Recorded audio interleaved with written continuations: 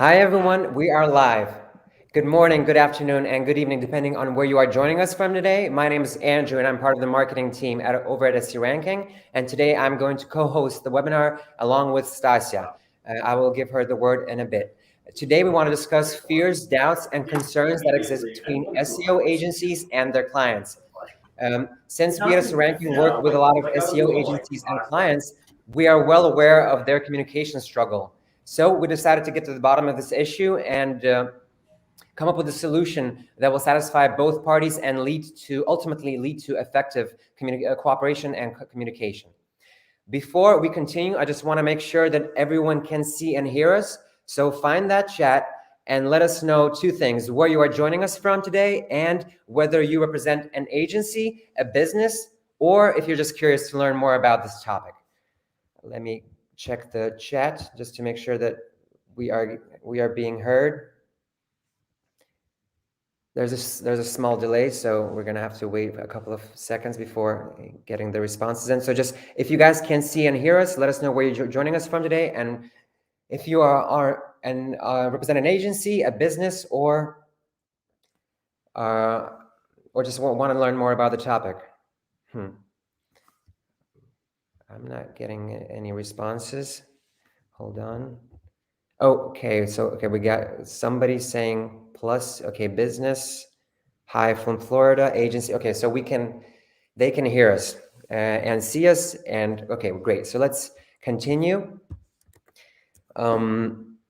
So for today's webinar, we invited representatives from the United States, United Kingdom, and Australia to share their experience and expertise on this topic. We have Jen, Lydia, and Harry representing the agency side here with us. Welcome, guys. Plus, we have Haley and Dave to cover the business side. Thank you all for being here. Stasia will say a couple of more words about each one of our guests a bit later on. Before I give over the word to Stasia and we take this thing on the road, let me tell you what is going to happen here. After all, this is a new webinar format for us because we've never had so many hosts and guests at a single event. So what is going to happen is we're going to have an hour dedicated to answering questions that we prepared beforehand. And I will, after each question, I will jump in with a takeaway, with like something that I wrote down as a takeaway from this discussion, and everyone will have an opportunity to chime in. After the 60-minute session, we will have a Q&A that will be all about the questions that you guys, our viewers, will submit, and I will monitor the chat and make sure that all of your questions get addressed during the Q&A session. And for the time being, you don't have to worry about taking any notes. We will send out a replay. We will send out a document that will include all the takeaways that we write down here. So just sit back and absorb everything that is going to happen. So without further ado, I'm going to give the word over to Stasia, and she can take this thing away. Stasia, please. Thank you very much, Andrew. Thank you very much for the introduction. And I want to tell our viewers a couple more words about our main people today, our experts who joined us from different continents. And let's get started.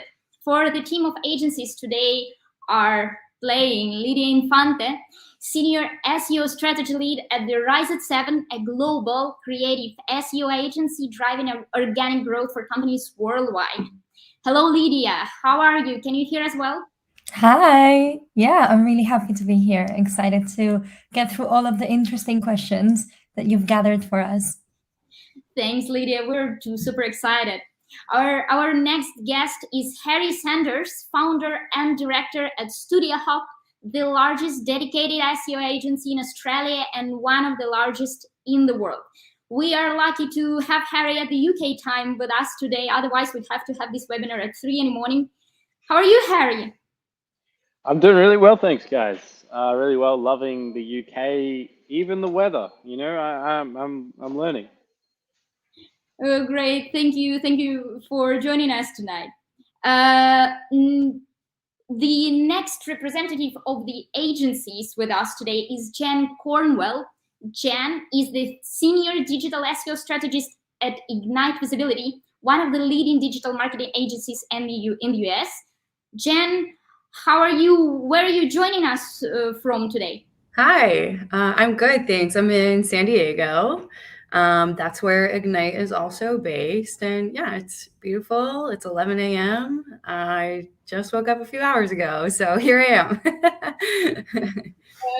Super happy to have you. Very envious of how warm it is now. For you. Yes.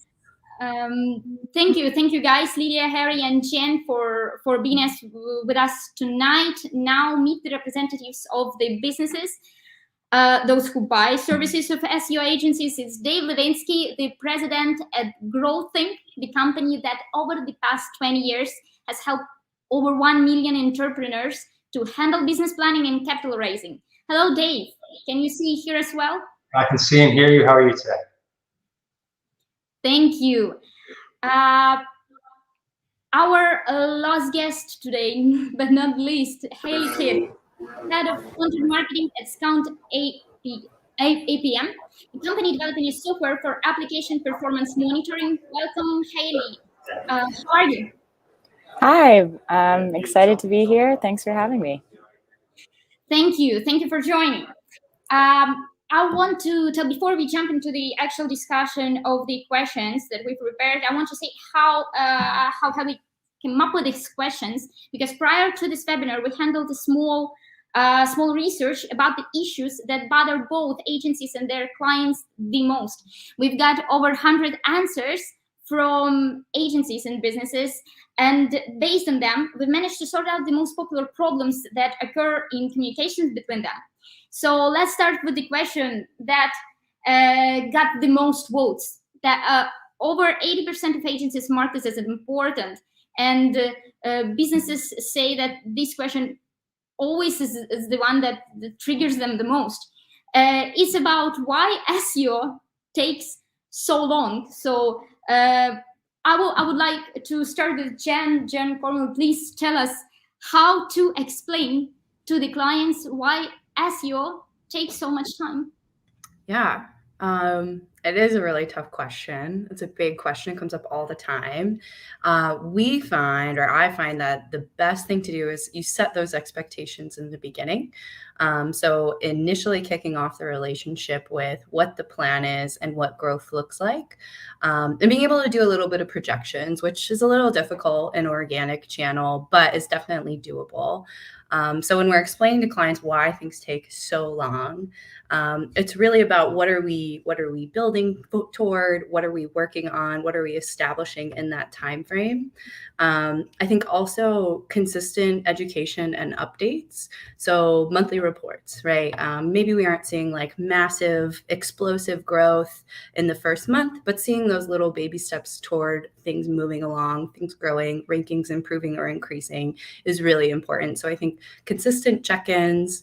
I don't know that there's a great explanation. I think you start to get into a little bit of technical with like Google and the algorithm and how Google really needs to understand and read your content and your website.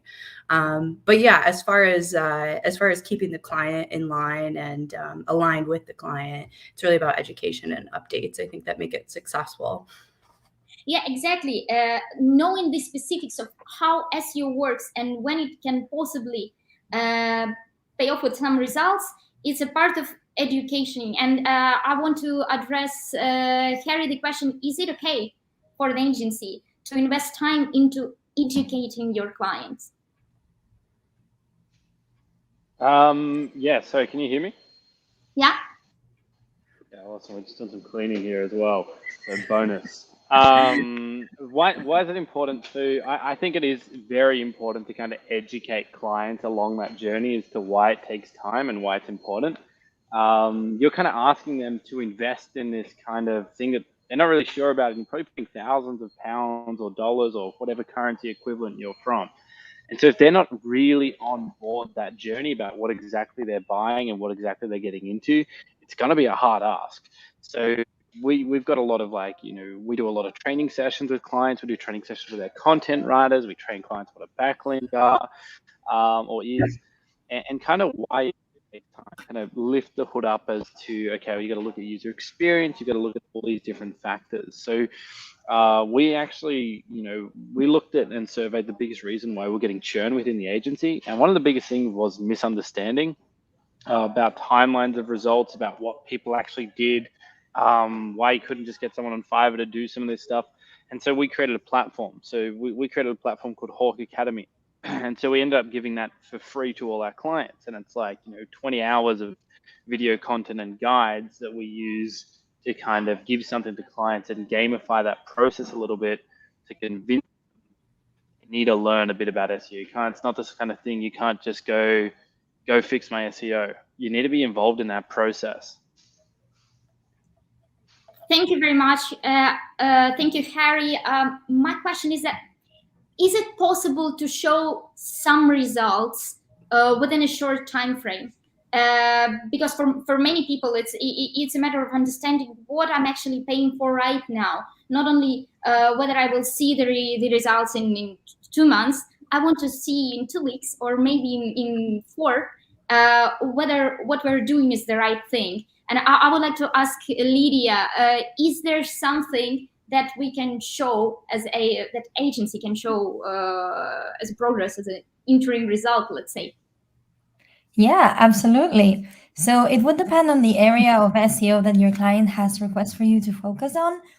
For example, if it's technical SEO that your client wants to improve, you can use different web performance optimization indicators to show them how you've improved their core web vitals or their page speed or any crawlability issues that might be existing. And that's a good way to start building the relationship. If your client has come to you for digital PR, you can do something that Rise in 7 we called fast campaigns, which is really quickly turn around campaigns around something reactive that start getting links within that first month. Or if your client has hired you because they're really interested in content, you can talk about the content production rate, how it's improved the before and after hiring the agency, and as well new keywords that you've started to rank for and the search volume for those keywords. Thank you very much. Thank you, Lydia. Now I would like to ask our business representatives, does it help? Does it help to deal with the fact that any palpable SEO results take time to show up? Dave, what do you think? Whether the things that guys just mentioned as the ways to communicate the way SEO works?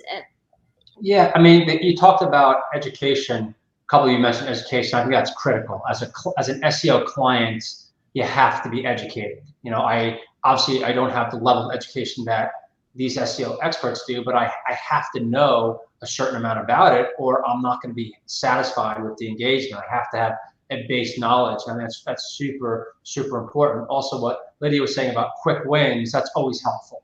If the SEO firm can show me a quick win, my site speeds up or something where I can say, wow, they did something, and I see quicker, tangible results. That's helpful because that allows me to feel as a client that they're doing a good job. And I do understand that a lot of SEO stuff does take a long time. If I want to rank on a very competitive keyword, that could take a year or longer.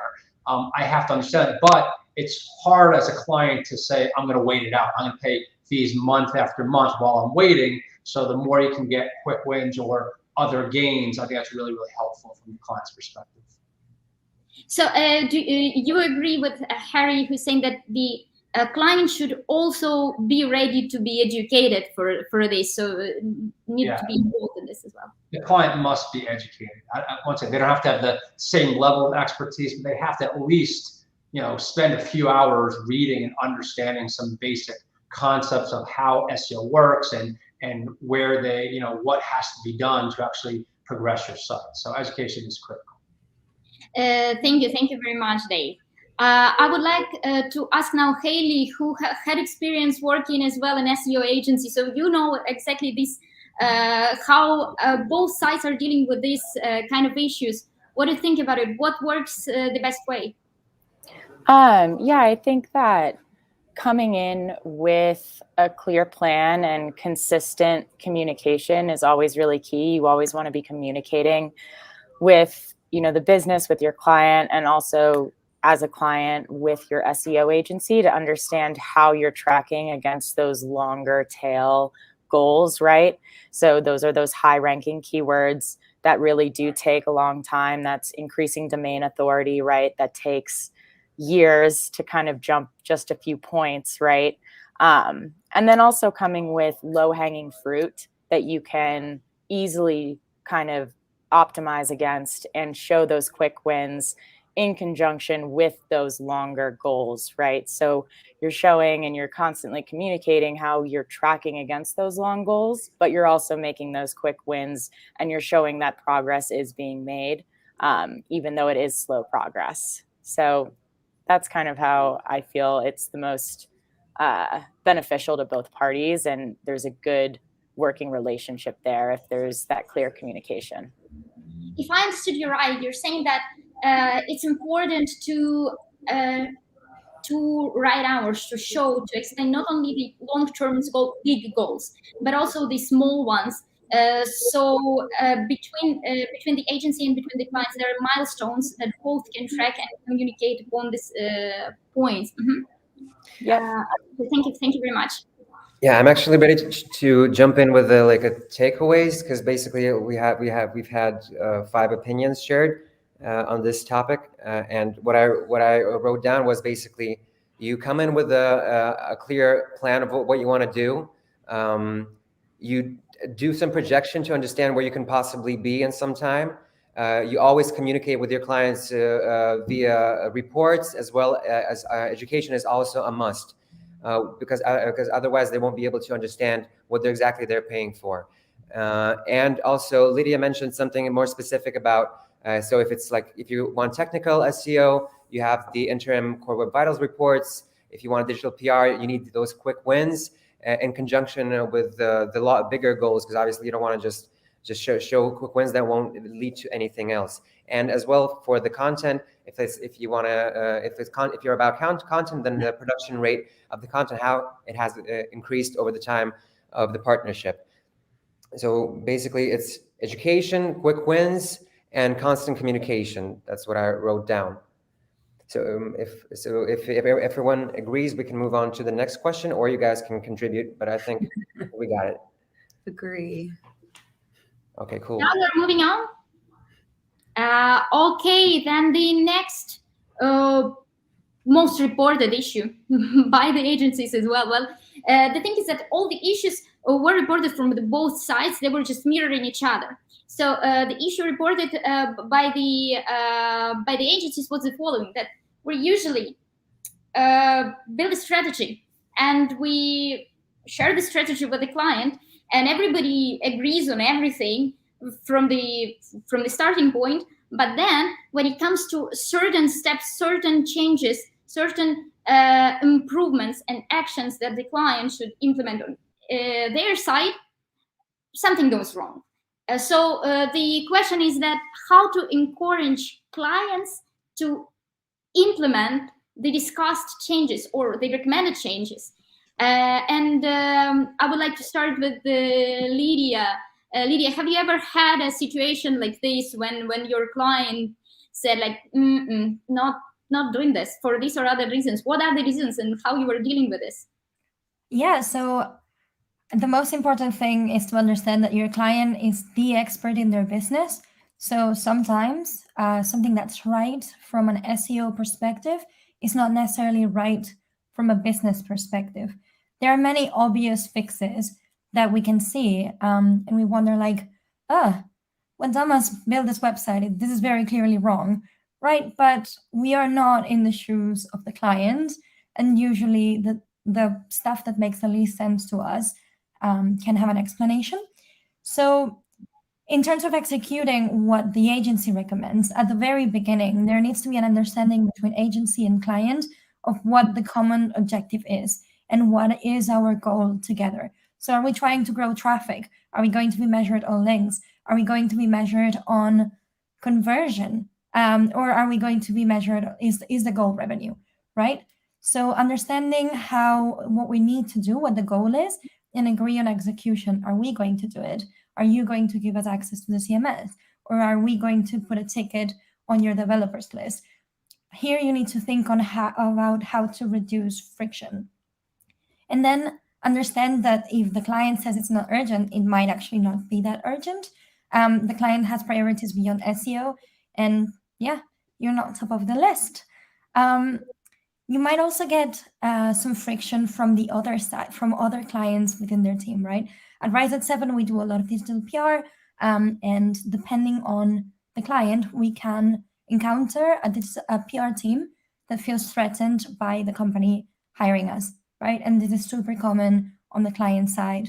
An agency is hired, and suddenly there's pushback from developers if you're trying to do technical SEO, pushback from other areas of marketing, pushback from content, comms, PR. You need to communicate effectively that you're there together, that you're there to collaborate, understand who you need to talk to, and ease those fears. It's the responsibility of the agency, but also the main stakeholders within the business who have hired the agency. And if you get challenged consistently, just be prepared with some case studies and documentation that show your point of view. So if I get you right, I mean, sometimes there is a situation when well, the thing is that when we started this questionnaire, sent it out, it was like outbreak of despair from both sides regarding the problems that they encountered in the communication with clients or with agencies. So if what you are saying sounds very great and wise, but there are situations when let's say client doesn't want to let's say invest money into writing content because content it's not something that they're doing for their business. How to deal with these situations? Have you ever had something maybe in your practice like this? Yeah, in this case, I would talk about why they need content and do they actually need content. A good way to show them what they need is to take them back to what their competitors are doing. So we know that the search competitors and the competitors that the business thinks they have or that they have in other channels, not search, are not always going to be a perfect match. So look for the sweet spot where the client's going to recognize the competitors that you're showing them, but they're also competent in search. So they're actually a good example for you as an SEO to give. And communicate to them the value of the user journey and how their competitor is tackling that, and how by taking search visibility from their competitor or on those areas where their competitor is ranking, they're going to increase their brand awareness. Thank you very much, Lydia. I would like to ask Jen now. Have you ever encountered a situation like this when, for example, a client tells you that the developers on their side says that the changes that your agency is offering don't sound reasonable, or they don't want to do this? How do you deal with this? Yeah, all the time.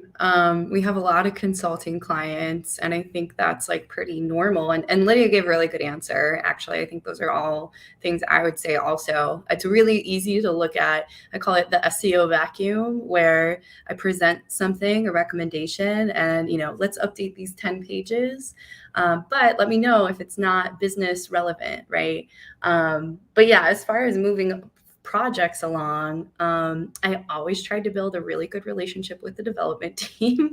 Having them be your friends is really helpful. And I think in general, right, with any of this conversation, trying to implement recommended changes, having a good working relationship is really important because it just builds this element of trust in, and it's going to bake that into your recommendations, even if the way you build your relationship is over like some small talk during the call.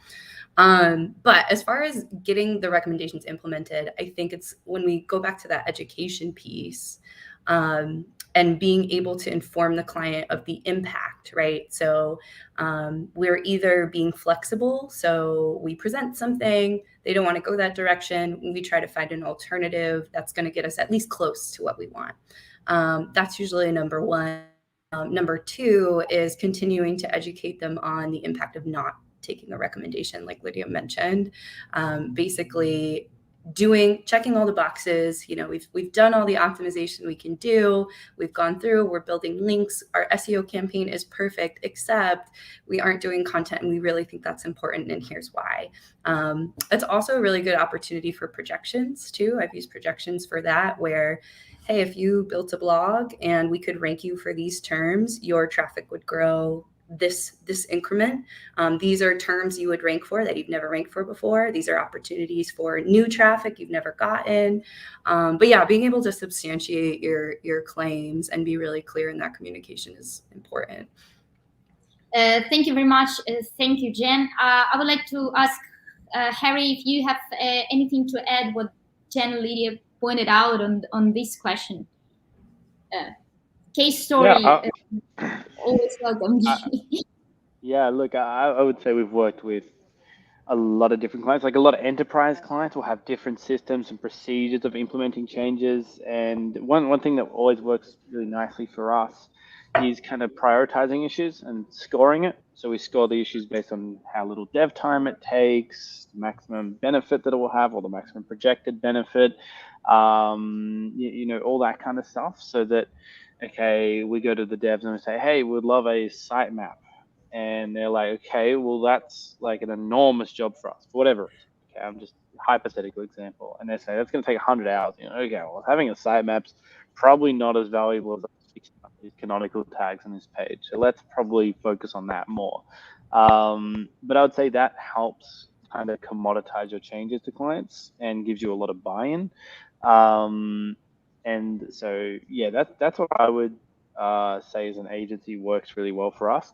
And ultimately, I mean, if you really want to go hard on it, we will fire clients if they don't do things. So if you have a client that's just absolutely not doing anything and it's been 3 months and you get to the point where you're sending the reports and it's in bold, it's in red, it's in the email, you're calling them, they're not picking the phone call, they're still paying you, but you just know this is going to blow up in like 2 months' time, fire them. You can fire clients just as much as they can fire you. Thank you very much, Harry. I would like to ask Haley, what do you think? Have you ever had this situation where the agency are asking to do something that it's not working for you at the moment, and how you were sorting it out?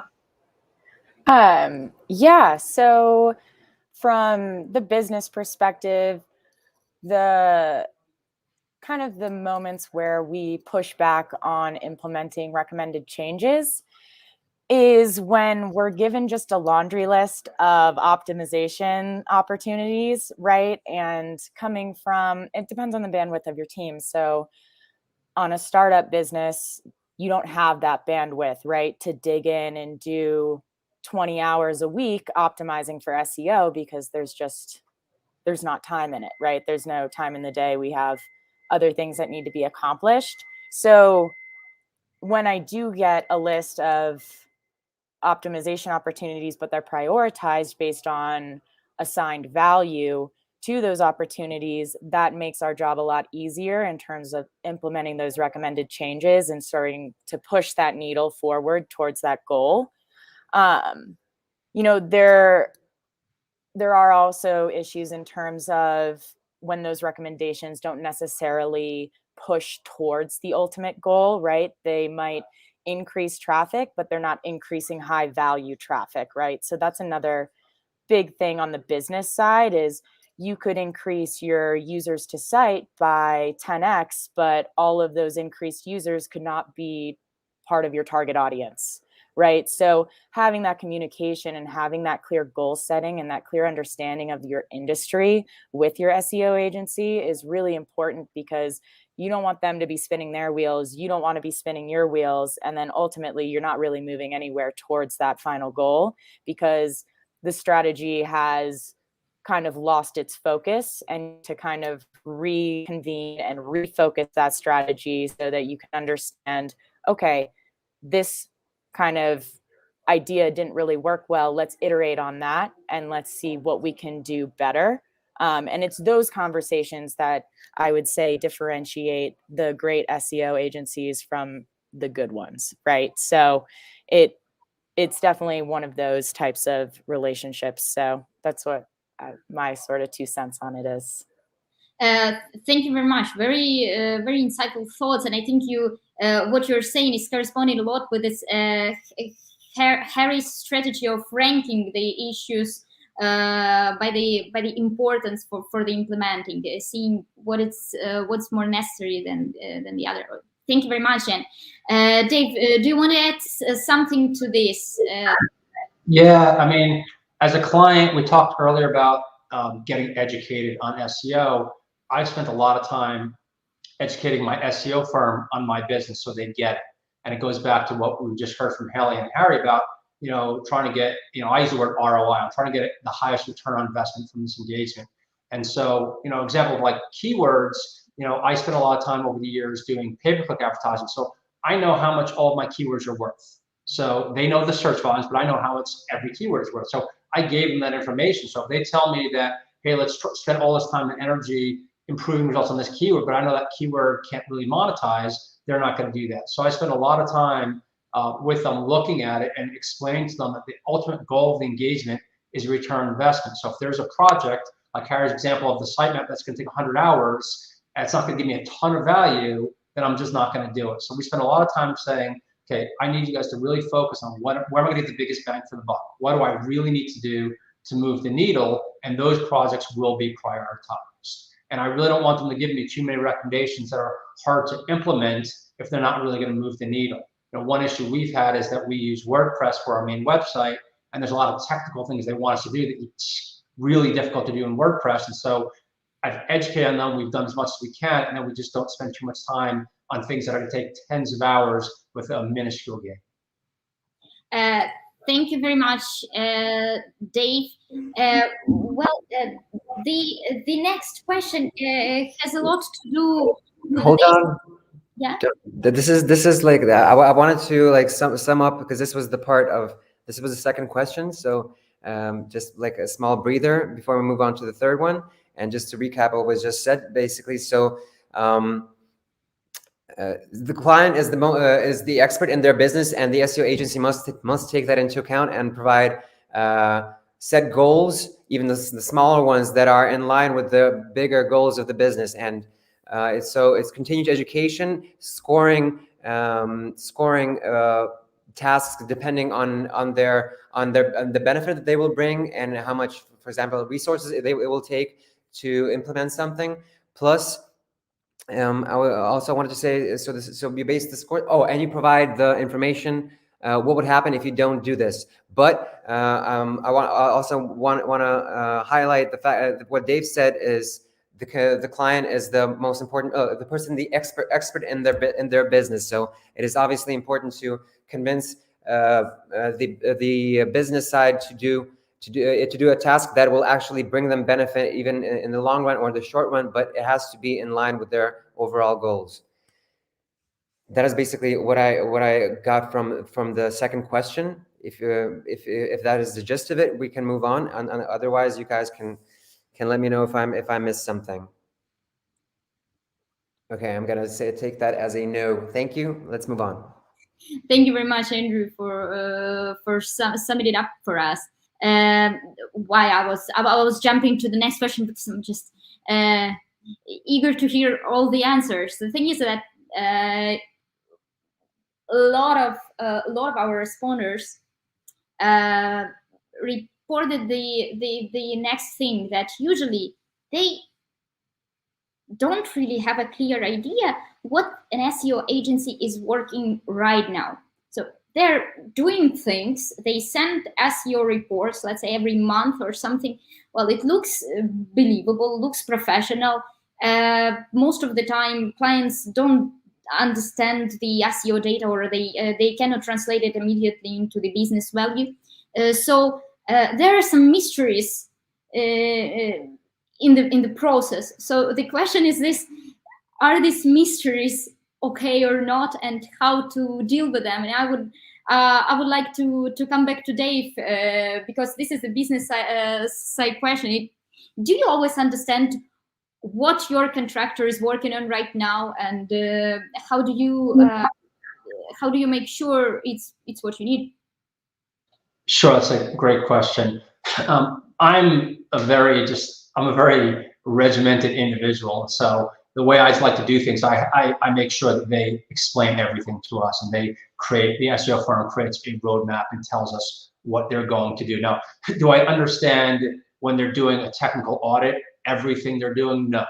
But I do understand that, hey, this month they're going to focus on technical audits. This month they're going to focus on auditing our backlinks. And so I basically do the best I can I just want to keep them focused and keep them on cue, so I know they don't go off on any weird tangents. But yeah, I do always know what they're doing, but I may not know the very minute details of that. I think that's very important, so that I'm not clueless and I don't just say, hey, go get them. Because what happens in general engagement, not just with SEO firms, when you tell firms to just go get them and do your thing, a lot of times it takes a lot longer and gets a lot less focused, and they don't treat you as the most important client as they should. So I want to have that engagement with them, that interaction where, hey, what are you doing this month?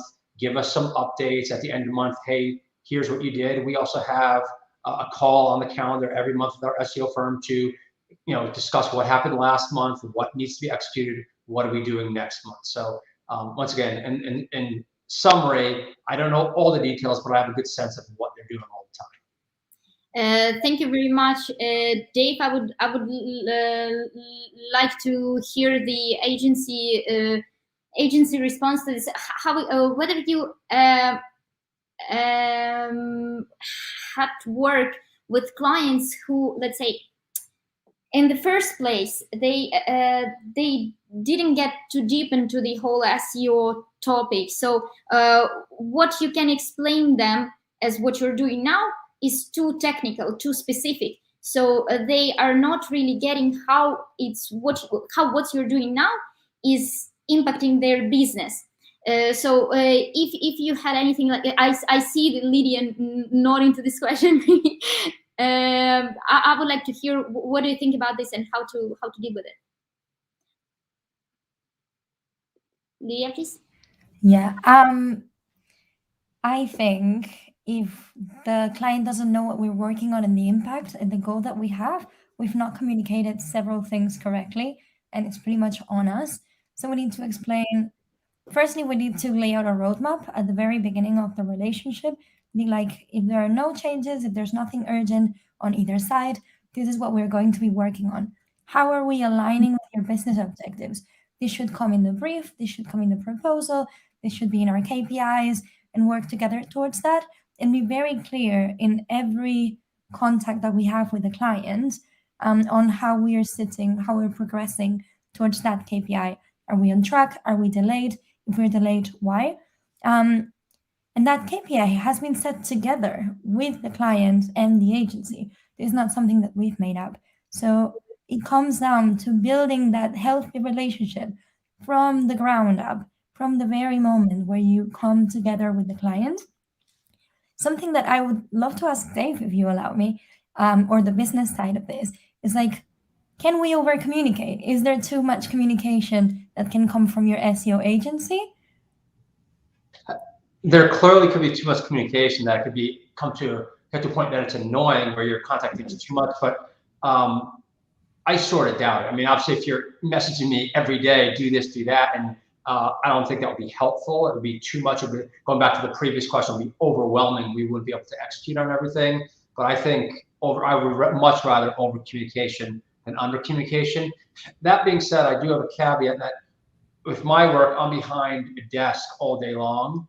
However, if, let's say, I was a restaurant owner or in the construction business and I'm out and about and I just have my phone on me, it's a little harder to accept that communication and do something with it and execute on. But long story short, I do believe that I would definitely rather you over communicate than under communicate. And what are the best things that your SEO agency can say to you when you are working together? Like, what do you want to know? What do I want to know? Well, I want them to compliment the way I look, because that makes me feel good. But I want, in terms of what I want to know, I just want to continually get things that are going to, progress our site. So anything that they can tell us that we should be doing, I always ask them, what are we doing that, what should we be doing that we're not? That's like my biggest question. It's like, the whole universe of, we don't know what we don't know. And that's always the big question for me. It's like, what should we be doing? What am I not doing?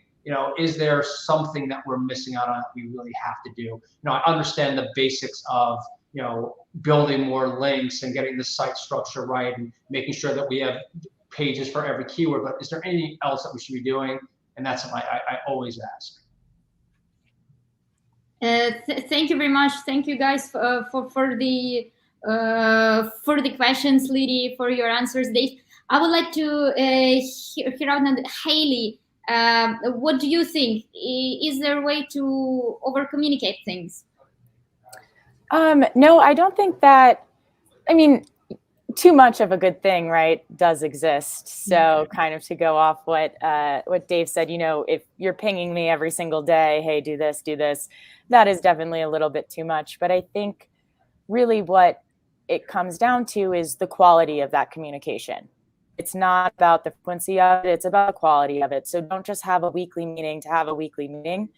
Make a goal for that weekly meeting, have action items after that weekly meeting, sit down with your SEO agency and really tailor the reports that you want to see and you want to have sent to you. So that's something that I've always done from a business perspective with our SEO agencies is we have our initial meeting and we go through, okay, I want to see a report with, the number of pages we are ranking within the top 10, right? I want to see what our competitors are doing. I want to see what those competitors' keyword rankings are. I want to see where those opportunities are for us to rank for those keywords and outrank our competitors for those keywords.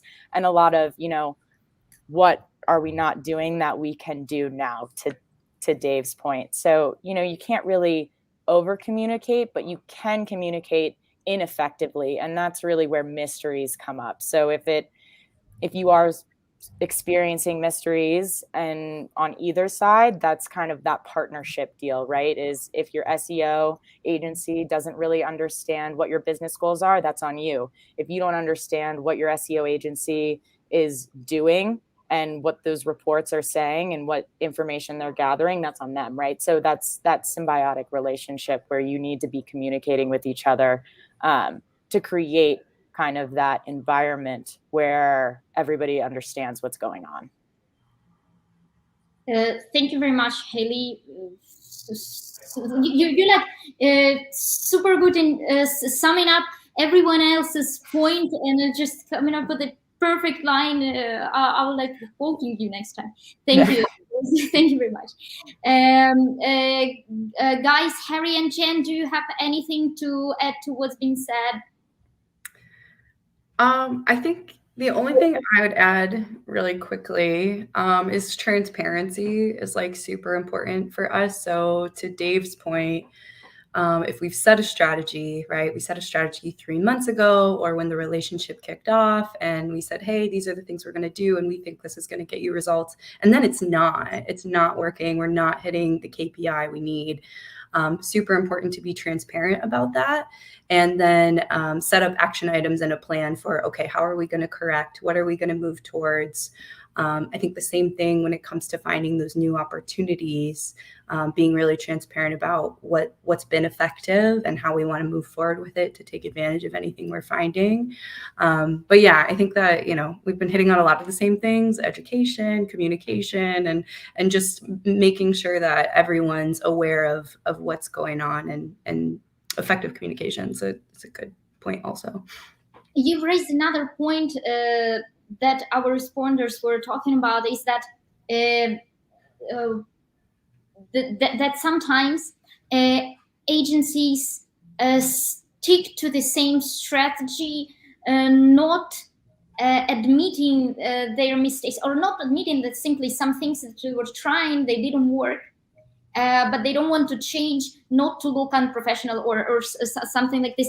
Is it okay for an agency to say that we were wrong?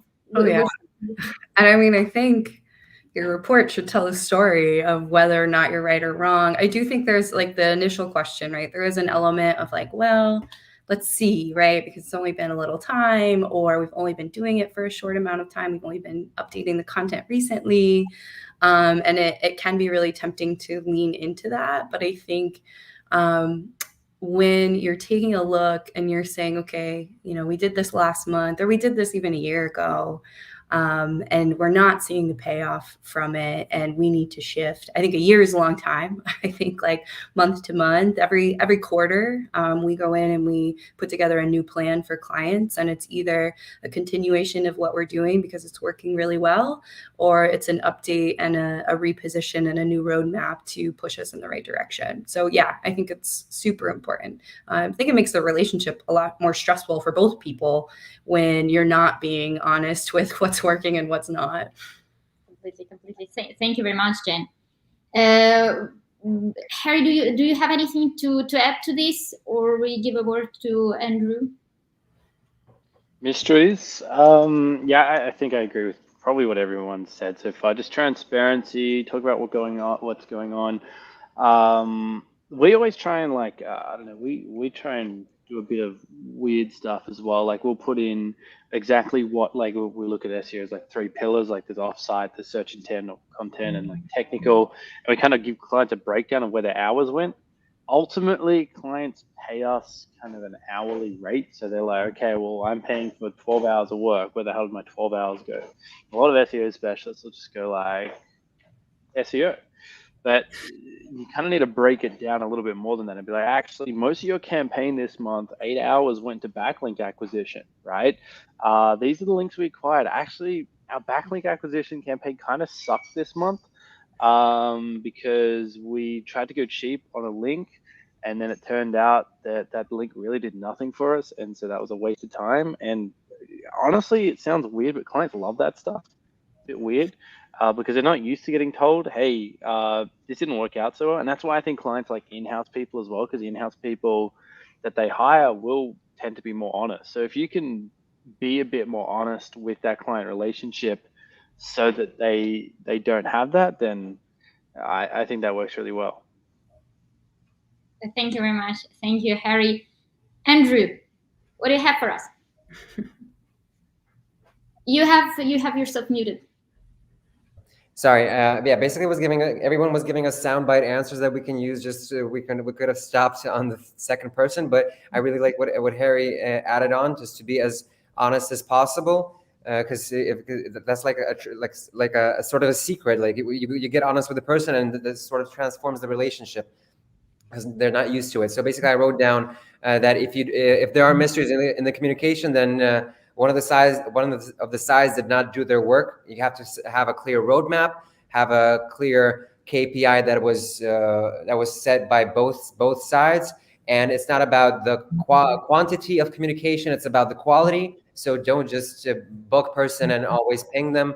It has to be like specifically with the results and like the aftermath of what is going to happen if something went wrong or went right. So basically, I just don't want to take any more time because it was very, very clear for me. I think for our viewers as well. So transparency, honesty, and communication, and basically the goals. I'm gonna stop now, and you continue, guys.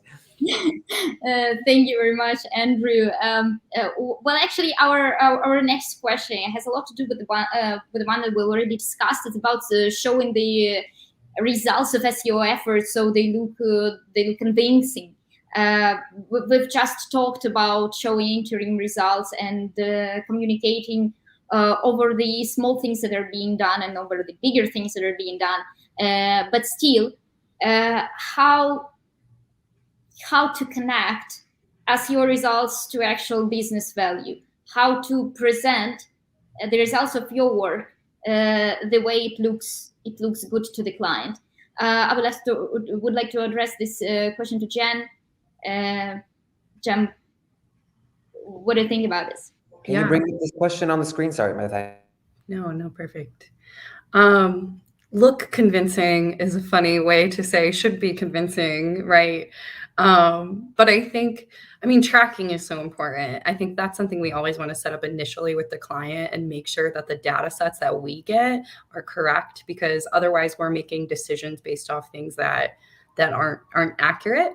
So whether that's analytics, I mean, I think that's the most common, or Adobe Analytics. We have an analytics team that'll go in and actually take a look at the accounts and make sure that some of that stuff is established. But kicking off the relationship, I think this came up a couple of times. Like, what are those KPIs? What are the things we want to see in the report? Is it conversions? Do we want to really focus on how organic is supporting conversions? Some clients really want to see volume and traffic. So is that it? And then making them look convincing. I think we've seen a lot of success with being really segmented in our reporting. So it's really easy to send a client over a report that says you're up 30% or you're down 30%, either way, right? But then giving the context to that number is so important. So it helps understand and describe the work that's been done. So if it's a set of pages or a segment of the website you've spent a lot of time on that's seen positive impact, that's great. And that should show for itself. And that's true for conversions or keywords or any KPI I think we're setting. And then the opposite is finding the opportunities, right? So being able to look in that report and say, hey, we've been focused over here, but we're noticing that all of your location pages are converting really well, like much higher than the site average. So let's invest more time there. So yeah, I think being able to, like, we talked about so many things that lead up to that presentation of results. And in that presentation of results, if you've done a good job on all the things initially and your report is clear, you should be able to show the exact results of your efforts to some extent. Realize there's a little bit of like multi-channel touch points. You could get into some of that stuff, but yeah, I think a clean report is always good. Thank you very much. I would like to ask Dave about what would you like to see an SEO report?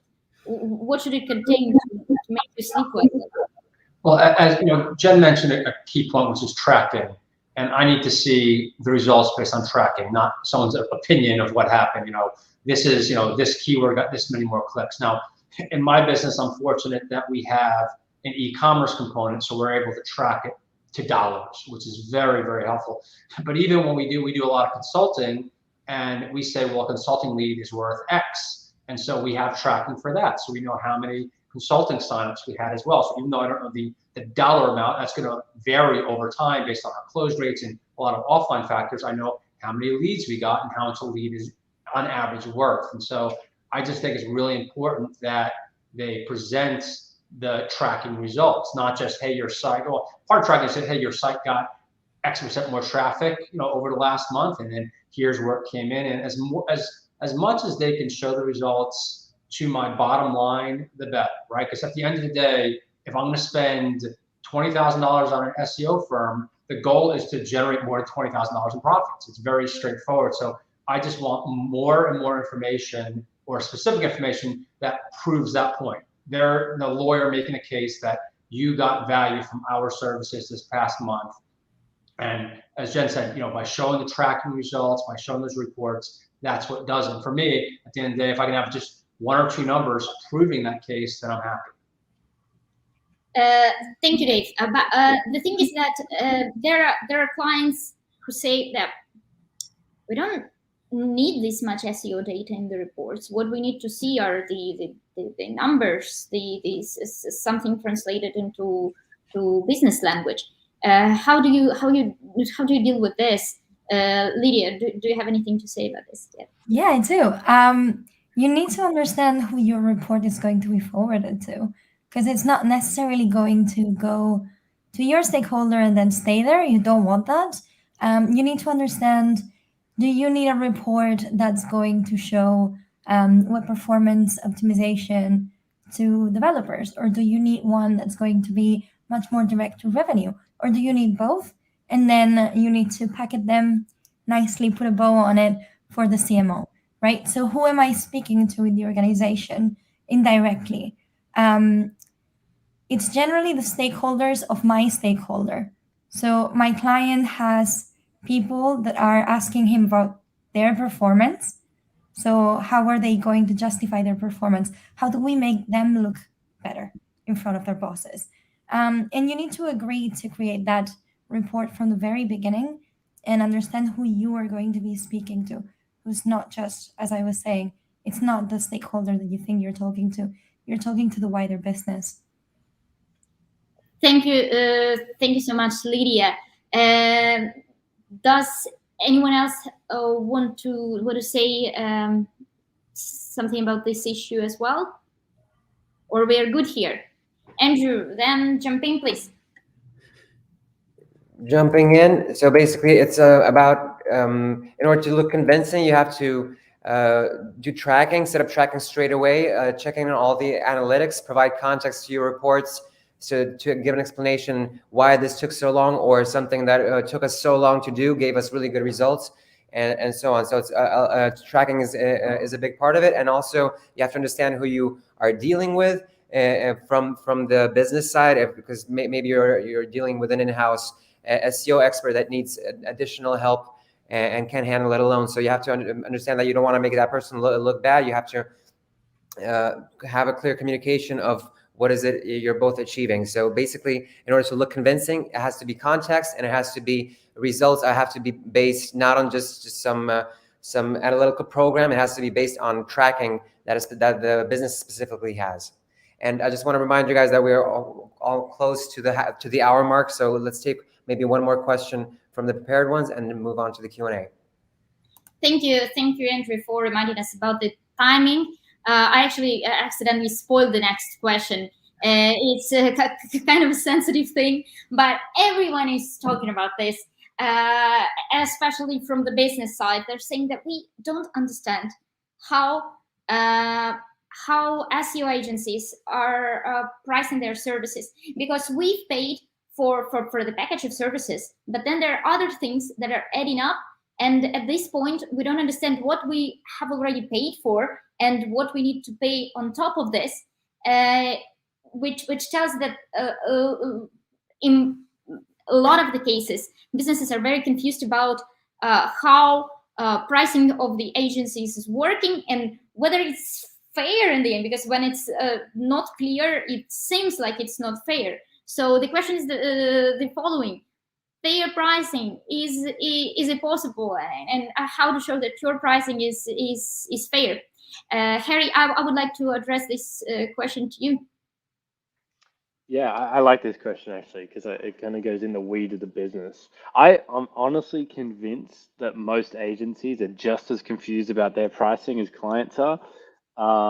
Like so many clients, so many friends that are kind of starting up their agencies. It's kind of like, honestly, I don't know what to say, so I just quote. Look, fair pricing is highly possible. I mean, if I go to the bakery, I'm expecting to pay a fair comparative pricing. If I really want a quality loaf that's better than competitors, I'm expecting to pay more than that, more for that. Likewise, if I go to some really obscure place, it's probably not known for their pastries, and I buy something there, I'm probably not going to get the world's best pastry. Pricing is comes down to what are the metrics. So are you paying for hours? Are you paying for links? What are you exactly paying for? Some agencies very rarely will do pricing based on a revenue model. I would suggest that most agencies that would do that, if they could really do that, they would just be doing their own stuff. Otherwise, they're doing it hourly. So you're saying, well, how many hours am I getting and where are those hours going? Okay, we're doing backlink outreach. How much are those backlinks costing? Because let's be honest, a lot of backlink outreach is acquired backlinks. Well, where's that money going? Are you getting these for free? Are you paying for these? Are we paying for content? How much is the content costing us? Just kind of breaking that down for clients. So we have kind of standardized pricing against each different area or section of SEO that we work in. And it just makes it a lot easier to go to a client. Okay, so a block of 4 hours is 300 quid. Okay, you want this, I don't know, you want to rank these keywords, this is your KPI, you want a 30% organic traffic increase over the next 6 months. Okay, sure, that's going to be 5 blocks of hours at this price. There you go. And then it's a fair way of doing it because there's no negotiation, there's no discount. Like there is no discount on that. That is the price. The margin is baked into that. The cost is baked into that. And that way it also makes it sustainable for an agency to know exactly what our margins are on everything without just kind of pulling something out of a hat and hoping we make money on it. Thank you very much, Harry. I would like to ask Jen, which pricing model do you think is the most sustainable? Say, is a fixed price per month, or is for the per service, let's say per backlinks or per content optimization? So we operate on actually a monthly deliverables with our clients, so they know exactly what they're paying for. They know how many pages of content they're going to get every month.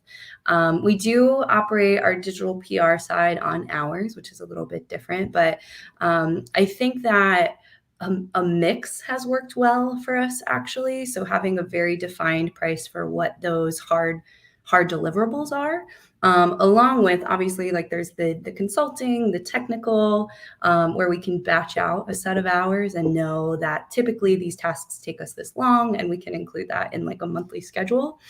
I'm very lucky that I don't have to set the pricing in my agency. I feel like that is a really tough job. And to Harry's point, I do think that like there is a little bit of gray area, but we're always willing to work with clients. And I think it's, again, transparency. It's being really honest about what you're working on, and the pricing.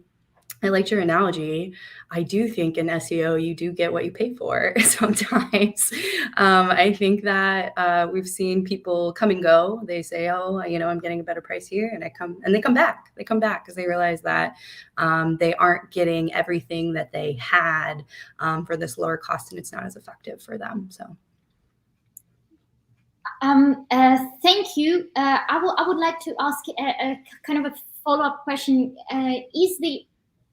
Can it be the case that, for example, the niche that your new client is representing is more difficult to work with than the other clients? So you have to invest more time into the research. You have to invest more time into finding the copywriters that are able to write a content about this topic. Yeah. So generally, it's harder to do the different SEO things for this. Do you charge them differently, or how does it work? We do. If we're doing any kind of like translation, right? If we're doing any kind of like national optimization, that always gets incorporated separately. I'd say the other category where we typically see we're looking for a higher level writer. So like that content production cost goes up a little bit, would be medical. It's pretty common. Like in the medical industry, we're really looking for somebody with the expertise. So yeah, we definitely include that in the initial. I think as far as informing the client of it, we're maybe not saying, hey, we're charging you more because you're more complicated, but we are letting them know that the reason that this costs this much is because we're going to be bringing in someone who's an expert writer, or we're going to be working on their international sites and doing translation for them. Thank you very much, Jen. I would like to ask Lydia, how do you deal with these things in your agency? Right. So typically what we do is we adjust the KPI. So if it's going to be harder, we don't want to charge more, or what we're trying to do is agree on an objective that's a little lower. And if they want an objective that's higher, they have to move to a more expensive package. This makes sense internally in agencies when you're trying to distribute pricing models and allocation of your staff. So this is something that has to do with how agencies operate, right? They're a little bit special that way. I do think that pricing in SEO is quite a challenge, because if you're charging per hour, you're not necessarily charging per value. You might spend 1 hour doing something that's quite menial and not very important, and 2 hours on something that's going to be spectacular in results. But you can also not charge based on the revenue that you generate, because then your client doesn't scale. So I think pricing in SEO is quite unique. Okay, I get it. I would like to hear out the business representatives. Haley, what do you think about this? Do you always understand what your company is paying for on each stage to the SEO agency, and do you think it's fair? Yeah, you know, to echo what Harry had said, you know, you do get what you pay for when it comes to any agency work, right? That goes even beyond just SEO agencies, right? That goes for marketing agencies as a whole. I will also say that it comes down to that transparency and communication piece. If you don't know what you're paying for and you're not asking about it, then that's kind of on you, right? If you don't know what you're paying for and you are asking about it and you're getting a vague response, maybe that agency isn't the best fit for you. So it's important to understand and to have a plan going into how you want your budget to be spent from a business perspective, because each quarter or each month or each year, however you break out your budget, you have a certain amount that's allocated to SEO efforts. And you want to make sure that you're using that budget to its ultimate capabilities and you're getting the most out of it. So that's that conversation that you need to have, whether that's, okay, we're going to do a monthly retainer for, I don't know, $3,000, right? And what are we going to get from that $3,000? Is that going to include purchasing those backlinks, or is that going to be an additional cost on top of that? Is that going to include, you know, 3 content pieces or 5 content pieces per month, along with other keyword research and those tailored reports, right? So it's about understanding what your priorities are as a business, communicating those priorities within the scope of your budget so that you are making sure that you understand what part and what percentage of your budget is going towards those different SEO efforts. And you do have to be educated on the business side of SEO efforts to really get the most of your budget as well. And that's that communication piece. And you want to have an agency partnership that you trust so that you can take those budgetary recommendations where applicable.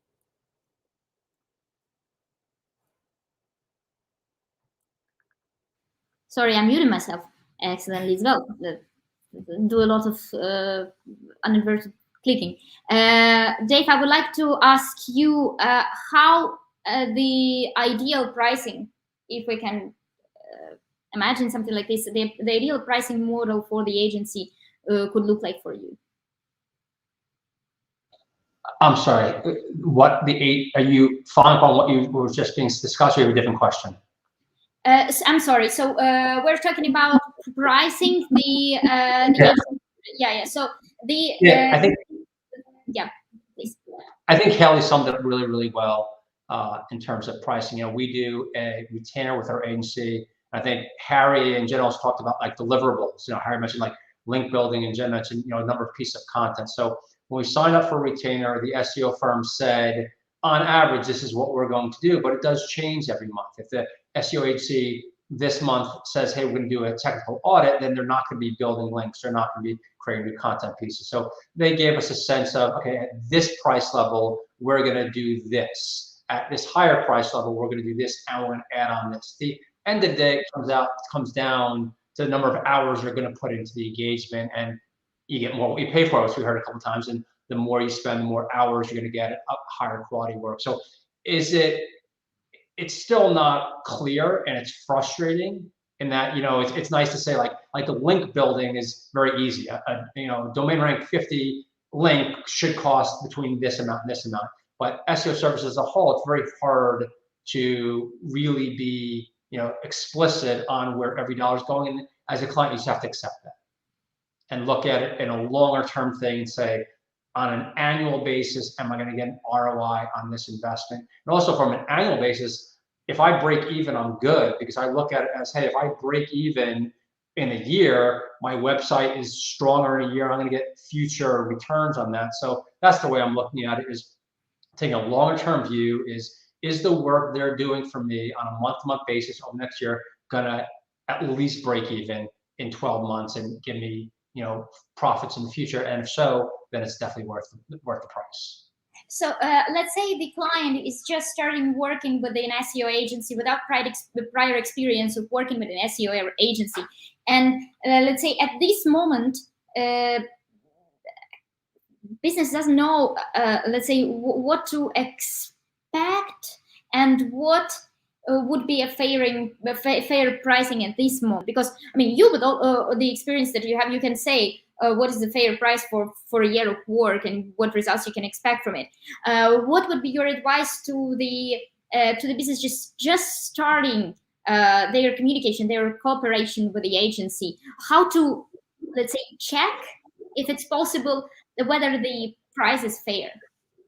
Yeah, I think it comes back to what we talked about earlier, which is the quick wins. And I think it's both on the client and on the SEO firm to say, if the SEO firm doesn't think you get any return for many, many months, and they have to be clear on that. But I think anything the SEO firm can do to say, hey, we believe in within a very short time period, say 3 months, we can get a couple of quick wins if we build links to this page or we speed up the website. I think that the client has to understand what's feasible, what's possible in a short time period, and what other things require a much longer time period.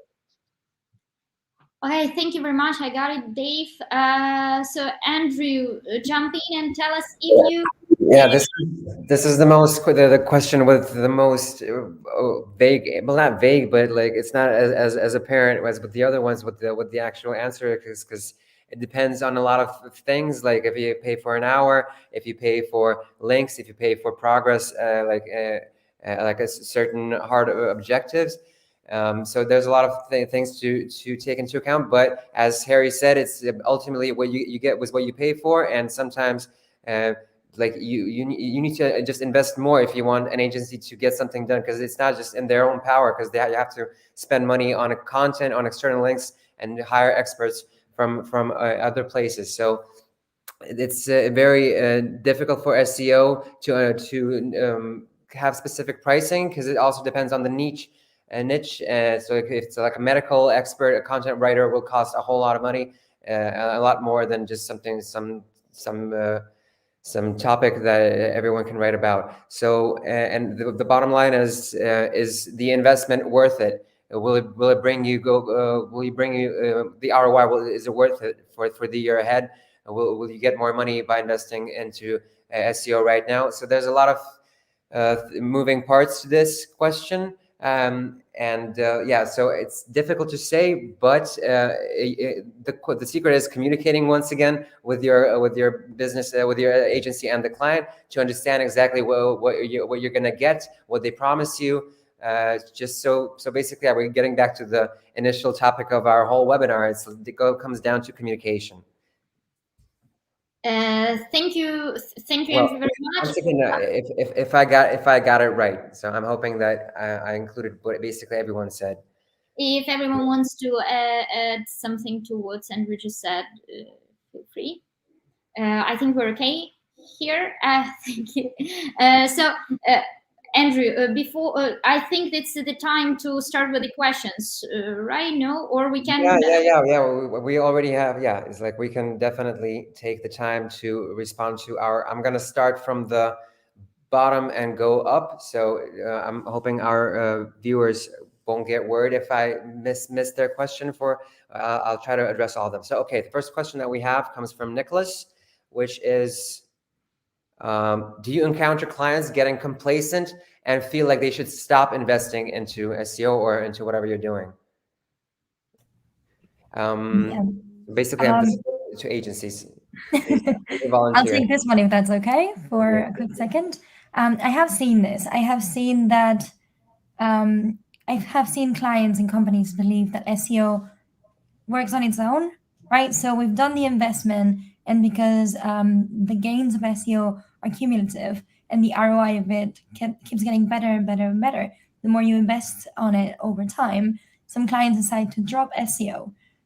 There is this view that SEO is free and PPC is paid, and therefore paid requires continuous investment, while SEO kind of, you make it work, it works on its own, you fire the agency, you don't need them, you have the traffic already. So I have seen this.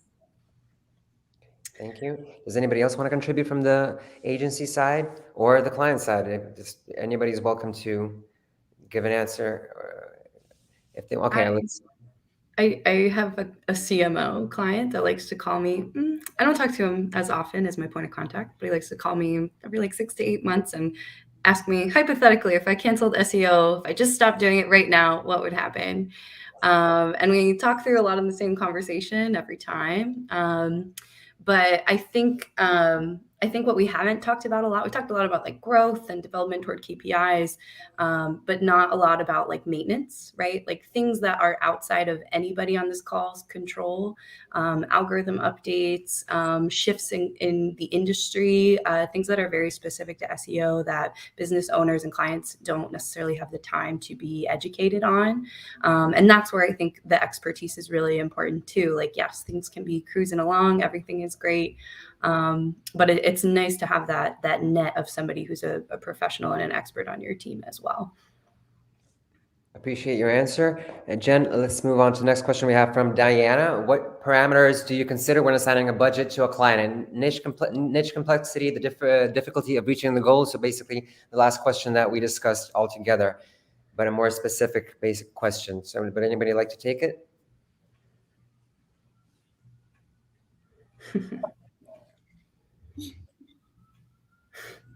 I can take it if you want.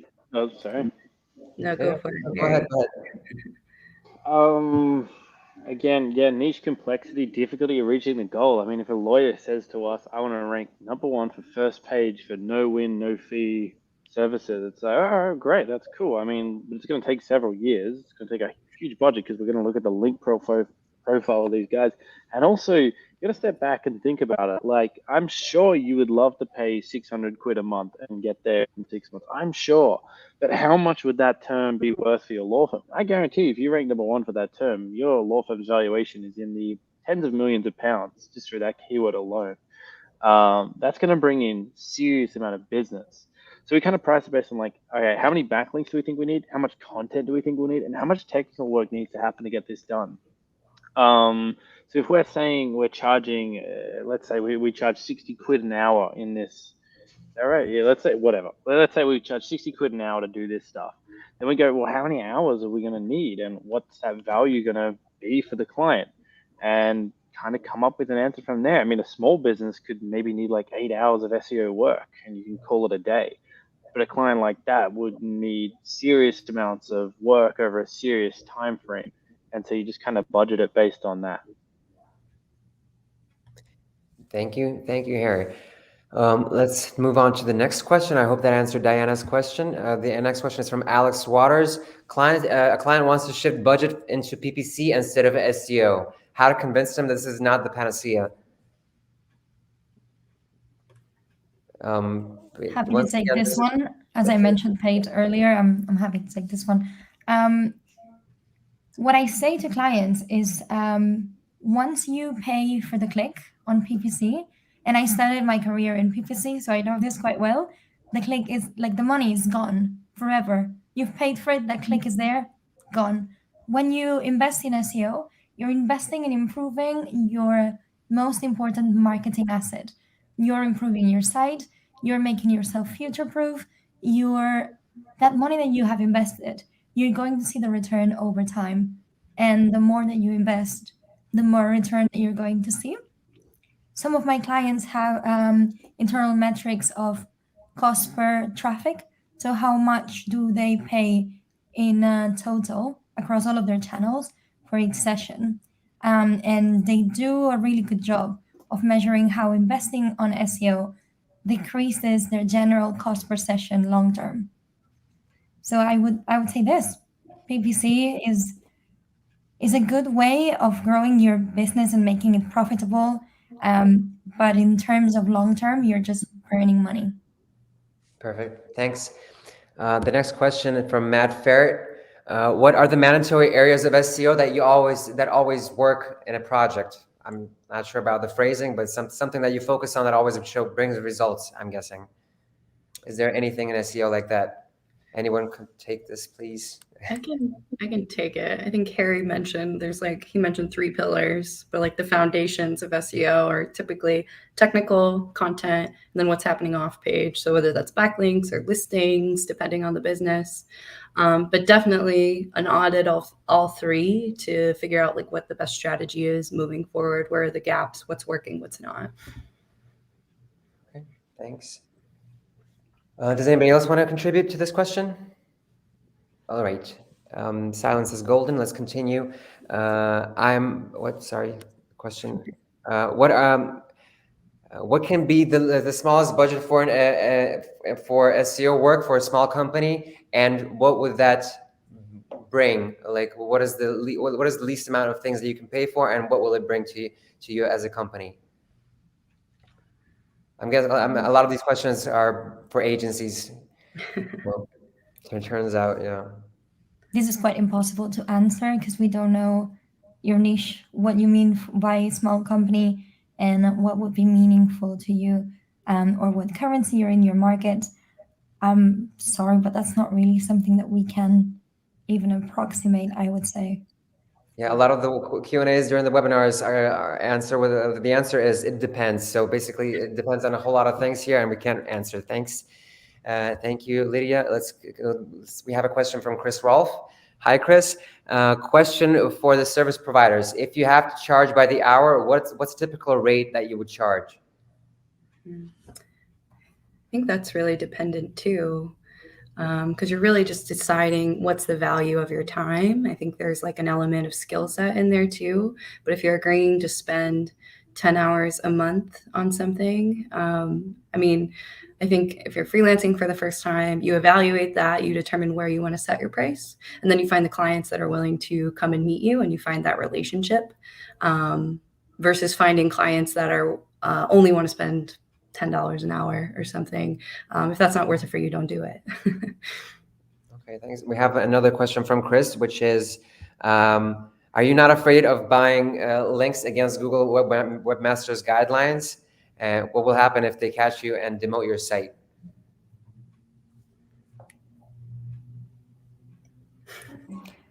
Anyone? Well, I would say this one is really tricky, and I know many people in the industry will disagree, but just don't buy links. Stop buying links. Buying links makes no sense. Now it does make sense that I talk about this because Rise at 7 is an agency that offers mainly digital PR services, right? So half of our business is built around don't buy links, earn them with meaningful content. But that is 100% what I believe we should be doing. Just build content that's creative, that's insightful, that journalists want to link to without having to pay money for it. Yeah, I would agree. Like you've got digital PR. I mean, also you've got kind of, I would say at Studio, we would do different kinds of link acquisition. Like we would do editorial pieces that we sponsor. And we do pay money for those pieces and often marked as sponsored, or sometimes we target specific pages with, backlinks do cost money, and we justify that by saying we're paying for their time to write content and all that stuff. But we're talking, we wouldn't pay less than 200 quid for a link. We're talking expensive kind of links that are actually relevant. I think when most people think buying links, Chris, they think buying a bunch of Fiverr links. I'm going to buy 10 links or 20 links or 30 links, or hell, you know what? I'm going to buy 10,000 links. Yeah, that's crap. Totally and utterly a waste of time. But if you're able to, and trying to go in a little bit deeper here, if you look at, I run a lot of affiliate sites in my affiliate network. They all got hit hard when display advertising got hurt. Amazon affiliates get paid less every day. People aren't making that much money in affiliates now. I make the most money off my affiliates by charging for content pieces to publications, to places. Most of it's marked sponsored, some of it's not. I mean, it is my sites. I can kind of do what I want. I would not link to a client on my affiliate sites, but it does work. I mean, it does work if they're quality links, and I think the whole web is built on those. And so, whoa, absolutely, Google's actively getting rid of crappy links. If they're quality links on niche relevant sites that actually have value, whether or not they were paid for or not, I don't think it really matters. Great, thank you. Thank you, Harry, for your answer. We're going to take a couple of more questions because we're running short on time. So we have two questions from GLO. That's the name that they gave their channel. What is the SEO agency? What is the SEO agency's favorite productivity time tracking app to show their clients exactly what they've been working on, if there is such a thing, and if you do work with a time tracking app in your agency's work? We use monday.com to do our project management. So it's just like really high visibility project management because we don't work on an hourly basis. We don't give that to our clients, but internally, we do need to track time to determine profitability on clients sometimes. So we use Harvest. It integrates with Chrome, super user-friendly. Cool, thank you. And does anybody else have any favorite apps they use? Yeah, I really like Asana, but it doesn't let you measure profitability that well. So we've moved on to Maven Link. It's pretty good. Okay, thank you. And we have another follow-up question from the same person. What are the most effective ways to sell SEO services to your prospective clients? Like in your experience, I would add like the effective way. I would focus on that. Can anybody contribute to this question? I think for us, it's the planning. We do a lot of strategic planning actually before the clients actually signed on. So really trying to understand their business and their goals and putting the analysis together in the proposal, but being really clear about what the opportunities are and if they were to come on as a client, what we would do moving forward. So, and then what's great is on the operation side, we take that and we can run with it in the first couple of months. All right, appreciate it. And I think we're going to take the last question before summing up like the entire thing. We have a question from Omisido. Hi, Omi. One of the biggest fears companies have when looking for SEO companies to work with is that their project will be managed by low-level staff or interns. How do I know my project will be a priority? Once again, this is I first could come, first speak serve. to this from a business side. Please do. So I think that one of the common trends that a lot of businesses feel with agency work is that after a year or two of being their client, you feel like they've kind of let off the gas pedal and they're not as hungry about earning your business and keeping your business there, right? They've kind of gone into autopilot mode. And so one of the things that you want to make sure that you set up is, somebody had mentioned this earlier, is yearly kind of replanning meetings and reprioritization and strategy meetings. Also, you want to know who is on your team. This should be done during your RFP phase when you're actually searching for an SEO agency. You should be asking them who will be on your team, who's going to be your point of contact, who's your account manager, who's going to be actually doing the work from the agency side. And the agency should be able to provide you with a list of names, their titles, how long they've been with the company. That's pretty standard. So it's really about doing your due diligence and making sure that you're keeping your agency honest as well, and making sure that you're communicating with them and asking those important questions of who is going to be working on my project. That should be a direct question that you should ask and should get a very clear, honest answer for. All right, thank you. So I think we're gonna stop with the Q&A here, and I'm gonna give the word back to Stasia to wrap this whole thing up. Yeah, thank you very much to our viewers who were asking the questions. The questions were from, you can tell that the questions that they're from different kind of businesses, different kind of markets. I would like to ask all of you and give you a second to think about how can we sum this up? What are the things that must be agreed on before partnering up? Business and client. One thing that is must do, one thing is a no. So do's and don'ts when partnering up with a client, onboarding a client, or hiring an agency. If you may, I would like to start with the Harry. What I think.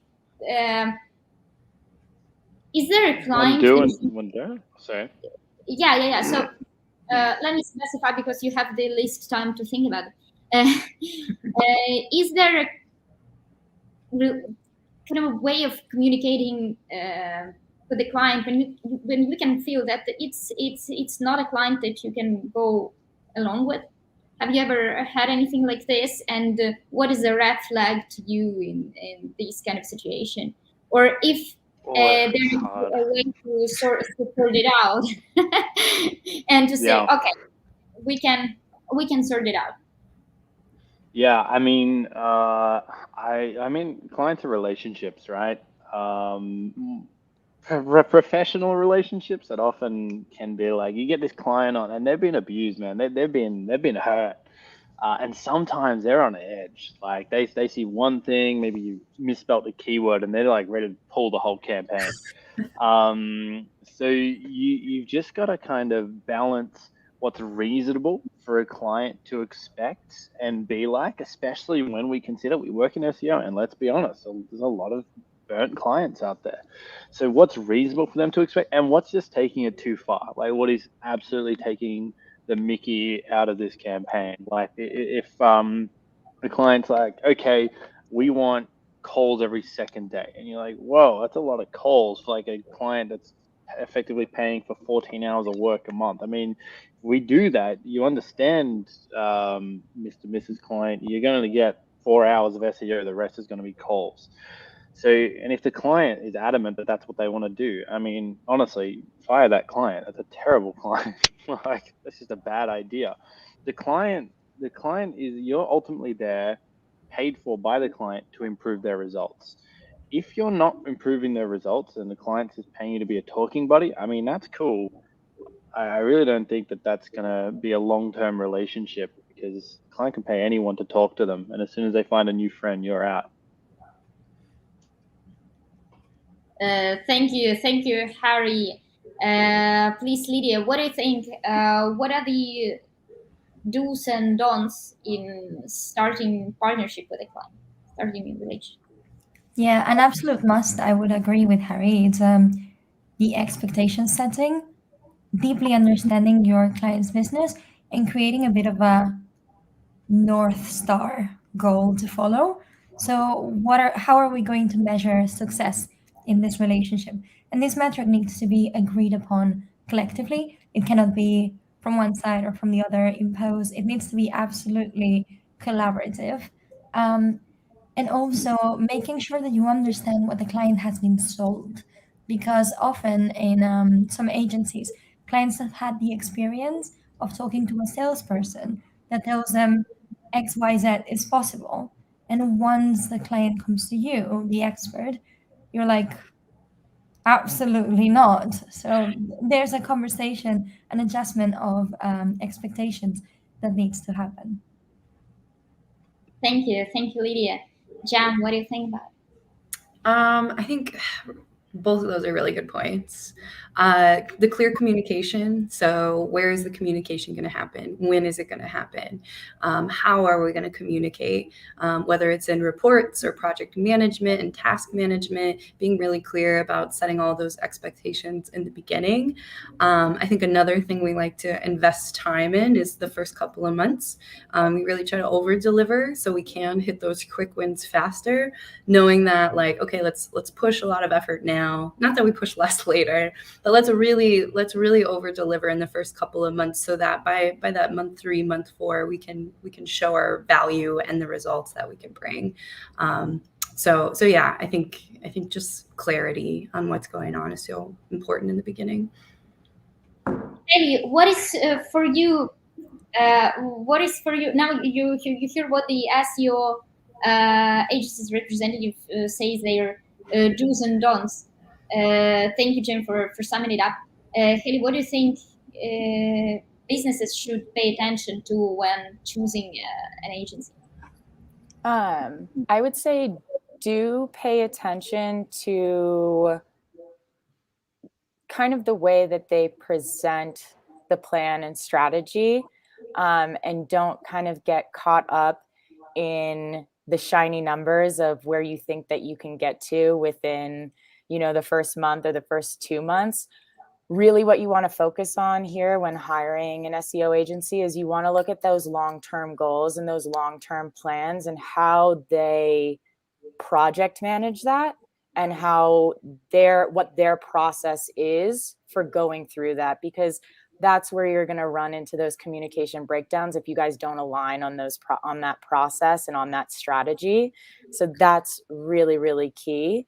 And you want to make sure that you don't just go with the agency that maybe has the shiniest new tool or the biggest team or anything like that. You really want to focus in and hone on and work with an SEO agency that, one, has some sort of interaction or experience within your industry, because that's super important. Having that kind of that baseline is invaluable.